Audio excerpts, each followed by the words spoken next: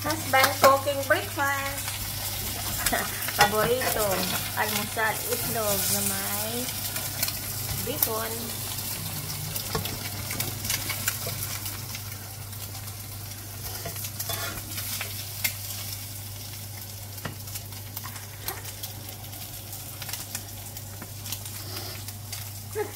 Let's go.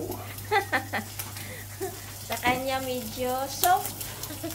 Fried. Sa akin ay gusto ko yung tuyo-tuyo.